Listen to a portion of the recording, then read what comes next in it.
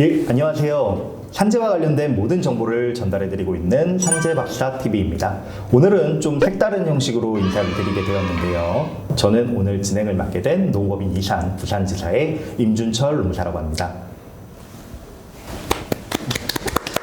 네, 오늘 진행을 도와주실 조경준 농사님과 이민영 농사님 자리에 함께 했는데요. 간단히 소개 부탁드리겠습니다. 안녕하세요. 농업인 이산 산재보상센터에서 근무 중인 조경준 농사입니다. 네, 안녕하세요. 저는 농업인 이산 강원지사에서 근무하고 있는 이민영 농사라고 합니다. 네, 우선 저희 농업인 이산 산재보상센터에 대해 간략히 설명드리도록 하겠습니다. 농업인 이산 산재보상센터는 전국 13개 지사를 가지고 있고요. 전국에 계신 그리고 영상을 보시는 제휴자분들께서 가까운 지사에 연락을 하시면 산재와 관련된 정보에 대해서는 무료로 방문 상담 내지는 전화 상담을 해드리고 있으니 언제든지 편하게 문의 주시기 바랍니다. 그러면 방금 소개드렸던 조경준 농사님 먼저 인사 부탁드리겠습니다. 예, 안녕하세요. 저는 현재 농업인 이산 산재보상센터에서 근무를 하고 있고요. 이제 산재보상센터가 인천에 위치해 있긴 하지만 서울, 경기 할 거 없이 좀 폭넓게 활발하게 현재 활동 중이고요.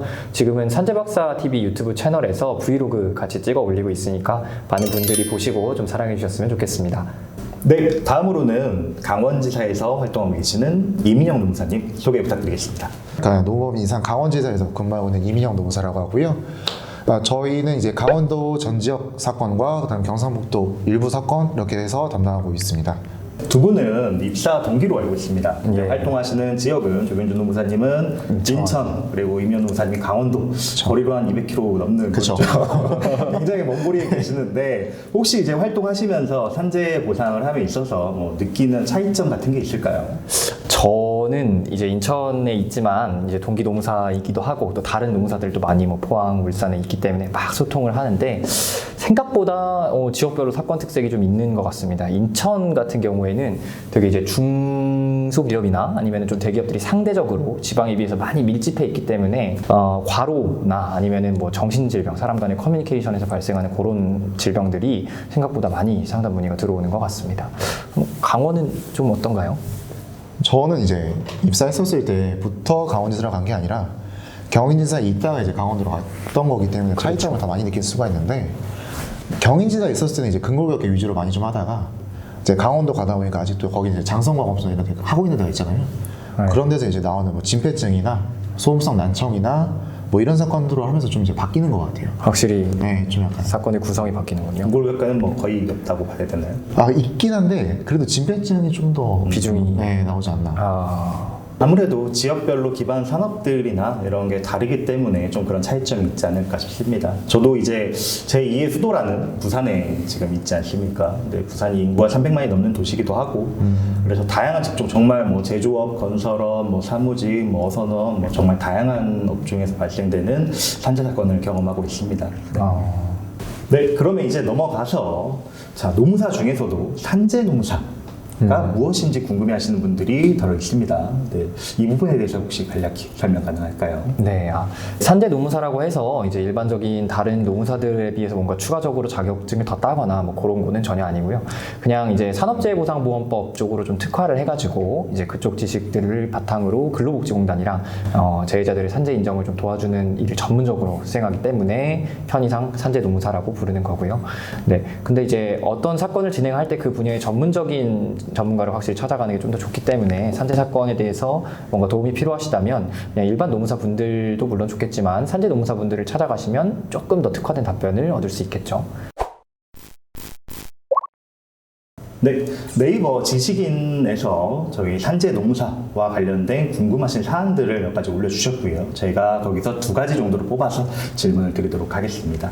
첫 번째 질문은 산재 농사, 그러니까 산재를 하는 노무사와 일반 노무사, 다른 업무를 하는 노무사들의 가장 큰 차이점은 무엇일까요? 사실 이게 이제 산재 노무사를 하다 보면은 약간 좀 사설 탐정 같은 느낌이 좀 들 때가 있어요. 탐정. 네.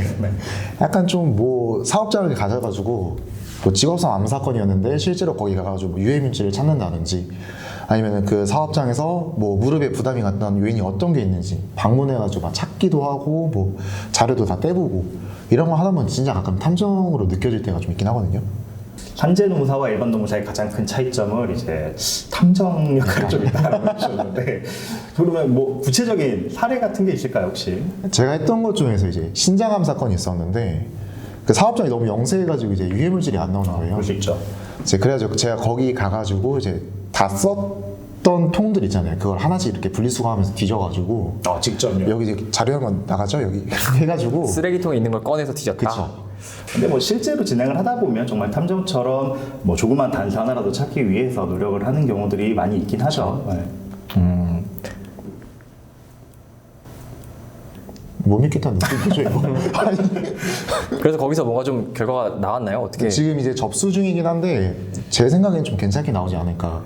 결과 괜찮을 거라고 기대하고 있어요. 생각보다 좀 결정적인 증거가 나와줬나 보네요. 양복값은 나와야 되지 않을까. 양복값은 나와야 차에서 기름 냄새가 빠지질 않았다고. 예. 내부 세차비도 나와야 돼요. 두 번째 질문인데요. 두 번째 질문은 산재 농사의 경우 그 눈대중으로만 봐도 뭐 장애급여, 휴학급여 등 이런 보험급여가 얼마가 나올지 알 수 있느냐에 대해서 질문 주셨어요. 이거에 대한 이거 답변 은근히 가능하실까요? 많이 물어봐요, 진짜. 근데 정말 많은 분들이 전화로 이제 저 보험급여 얼마 나와요? 얼마 받을 수 있어요? 이렇게 많이 물어보시는데 물론 저희가 이제 어느 정도 뭐 유형이 어떤 게 있고 대충 뭐 요 범위에서 많이 나오면 요 정도, 적게 나오면 요 정도 뭐 나온다. 이런 거는 말씀을 드릴 수가 있지만 사실 정확히 얼마 나올지는 몰라요. 그리고 특별히 그 장애 등급 같은 걸 많이 물어보세요. 내가 이렇게 다쳤는데 후유장애가 몇 급이 나올 것 같냐. 근데 이제 그거는 일단 그 장애 판단 시점에 가서 의사 선생님이 이제 여러 가지 검사를 해본 결과가 어떻게 나오는지에 따라서 완전히 그 등급이 달라지는 경우가 사실 많기 때문에 저희가 그 단계에서 말씀을 드릴 수도 없고 드려서도 안 되는 거라고 생각을 합니다. 근데 그거에 비해서 이제 인공관절이나 아니면은 허리를 유압한다거나 뭐 압박골절 인제자가 뭐 골시멘트 성형술을 한다거나 하는 경우는 그냥 정해진 장애 등급이 사실상 있다고 볼 수 있기 때문에 그런 경우에는 저희가 확실하게 선생님 평균 임금 얼마인지만 알려주시면은 금액까지도 안내가 가능한 부분이 있습니다. 그러면 이제 산재 노무사로 업무를 수행하시면서 이제 실무적으로 가장 기억에 남는 사건들이 있을까요? 뭐 예를 들어서 뭐 제의자분께서 유독 고마워하셨다거나 아니면 정말 어려운 사건을 뭐 내가 이렇게 해서 승인을 했다거나 뭐 가장 기억에 남는 거 있으시면 노무사님, 조 노무사님부터 먼저 네. 드릴게요. 저는 사실 여러 가지 종류의 산재 사건들이 있지만 뇌심혈관계 질환을 산재로 승인받았을 때 되게 뿌듯하기도 하고 스스로 그다음에 또 제자분들도 많이 고마워하시는 것 같아요. 그래서 몇 개 좀 승인시킨 것 중에 제일 좀 기억에 남았던 사건은 환경위원원 분이 이제 산재가 승인되셔가지고 되게 기뻐하셨던 사건인데 사실 이 업무 시간을 완벽하게 체크할 수 있는 자료를 모두 갖고 있는 사업장이 그렇게 많지가 않고 거의 없죠. 예, 특히 영세한 사업장인 경우에는 더 그런 것 같았습니다. 근데 요분이 딱 그런 케이스셔가지고 사실상 사업주가 뭔가 이제 추가적인 자료를 주지 않으면 그 더 이상 근로시간 입증이 업무 시간 입증이 어려운 상황이었는데요. 이러다가는 정말 승인이 안 되겠다 싶어가지고 사업주한테 말씀드리고 일단 찾아가서 또 이런 재해가 있을 때 사업장에서 발생할 수 있는 리스크는 요건데 이런 식으로 좀 관리를 할 수 있다. 그러니까 좀 도와주시면 좋겠다. 객관적인 자료를 근거로 업무 시간을 꽤 괜찮게 확보할 수 있었고요. 다행히도 이제 산재로 인정이 되셔가지고 지금까지도 산재로 지금 보호받고 있습니다. 이런 거 볼 때마다 되게 좀 뿌듯하고 내가 뭔가 좀 누구한테 도움이 됐구나 하는 생각이 많이 들죠. 그렇죠. 사실 이 산재 업무상 질병 신청에 있어서 사업주한테 큰 피해가 안 감, 뭐 거의 안 감에도 불구하고 이제 무조건 산재라면 싫다고 생각하시고 네. 무조건 뭐 이제 제 사실 인정하냐라고 물어보면 무조건 아니요. 아니요. 어떤 이유를 대서라도 아니요. 그냥 안 된다. 근로 시간이 있든 없든 없다라고 하는 경우가 많이 있기 때문에 참 그럴 때 가슴이 아프죠. 그리고 또 그런 사건을 잘 설득해서 자료를 받아서 승인이 되면은 뭐 기억에 남을 수밖에 없는 사건인 것 같습니다. 이민영 노무사님 뭐 특별히 기억에 남는 사건 있으십니까? 최초 승인 자체를 근로자 먼저 신청을 했다가 직접 제의자님. 네, 근로자 먼저 했다가 그게 불승인이 된 거예요.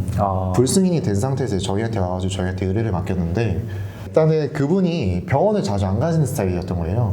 사고 날짜로부터 이제 최초 병원 갔던 날짜 한 6개월 정도 가까워요. 어떤 부위셨는데? 척수병증인데 이제 척수병. 실제로 몸이 마비가 올 때까지 병원을 안 가시고 계셨던 거예요. 그래서 일단은 이제 공단에서 최초 불승인했을 때 사유가 당신이 사고 날짜랑 병원 갔었던 날짜 사이에 다른 사고가 있었지 누가 어떻게 하느냐. 아, 기간이 너무 길어서. 네. 6개월이 떠버리니까. 그래가지고 그거 가지고 불순을 했었는데, 그래서 이제 그 척수병증으로 수술했던 병원을 직접 찾아가가지고 그 사고 시점이랑 지금 발생 경위, 그러니까 상태를 봤었을 때 시간적인 순서를 봤을 때 지금 정도 시간대면 이 정도 증상이 나오는 게 맞느냐? 맞다고 하셔가지고 그거 진단서 넣고 여러 가지 논문도 첨부해가지고 심사실 가가지고 구술심리까지 이렇게 해가지고 해서 결국에는 뒤집었는데 되게 많이 고마워하셔가지고 저는 그게 가장 기억에 남았던 것 같아요. 그렇죠. 아무래도 6개월이나 지난 그 사이에 사실 뭐 개인적으로 운동을 하다 그랬을지 그쵸. 뭐 알 수 있는 방법이 없는데 그거에 대해서 어쨌든 뭐 의사 소견서랑 네. 이런 걸 구술심리까지 하고 논문까지 첨부가 되면 확실히 그래도 이길 수 있는 확률이 좀 올라가죠. 많이 설득을 많이 들어준 것 같아요. 저희 이 얘기를. 그렇죠. 한번 불승인 받은 거 뒤집는 게 사실 진짜 통계적으로 어렵더라고요. 어려운데. 정말 쉽지 않습니다. 그래서 그만큼 최초 신청이 정말 중요한데 예. 최초에 너무 준비 없이 막 하면은 네, 신청만 해버리는 경우가 많잖아요. 병원 그쵸. 원무과에서 이거 쓰세요라고 해버리면 최초 요양제처 써가지고 접수 그리고 불승 이거 어떻게 해야 돼요 그러면은 그러고 저희한테 오시는 경우가 너무 많기 때문에 어렵죠, 좀 예. 가슴이 아픈 사례들이 꽤 있습니다. 그쵸.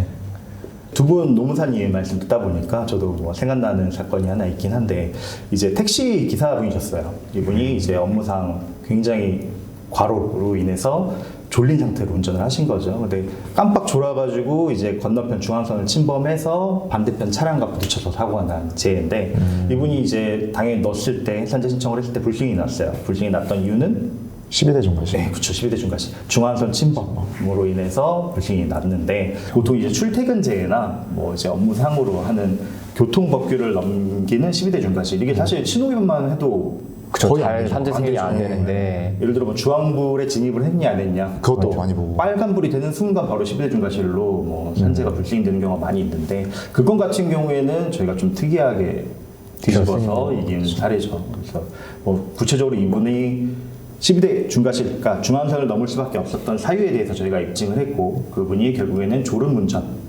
졸음운전으로 이겨서 이분이 고의적이나 뭐 이렇게 중과실로 넘으신 게 아니라 졸음 때문에 사고가 발생돼서 저희가 그걸 입증해내는 엄청난 성과를 이뤄내서 이제 제자분도 좋아하시고 저희도 그게 사례가 워낙 독특해서 따로 스터디를 같이 했었던 사례가 정말 기억에 남는 것 같습니다. 뒤집는 사건들은 다 기억이 많이 남는 것 같아요. 뒤집었던 것. 잘 안 뒤집히니까 통계적으로. 예. 자, 그러면 마무리할 시간이 된 것 같습니다. 오늘은 약간 실험적인 플랫폼으로 저희 셋이 진행하는 방식으로 진행을 해봤는데요. 조민주 동사님 오늘 어떠셨나요? 항상 이제 뭐 브이로그만 찍거나 아니면 이렇게 좀 그러니까 카메라 한 대만 앞에 두고 이제 전문적인 지식을 전달하는 식으로 많이 찍었는데 이렇게 조금 토크 형식으로 하는 것도 나름 되게 색다르고 재밌네요. 토크 형식이라지만 좀 쉽진 않았던 것 같은데요. 그죠? 혼자 하는 것보다 어려운 것 같은데. 맞습니다. 이미영 동사님은 어떠셨나요? 저는 이제 이런 게 있으면은 동해에서 여기까지 올라올 수가 있어요. 아, 수도권으로 올라올 수가 있어요. 자주 하는 게 나쁘지는 않을 것 같다. 약간. 네, 오늘 뭐 좀 실험적인 플랫폼을 진행해 봤는데 고생 많으셨고요. 수고하셨습니다. 네, 지금까지 현재박사TV의 임준철, 조경준 이민형 농사였습니다. 감사합니다. 다음 영상에 뵙겠습니다. 고생 많으셨습니다. 아유.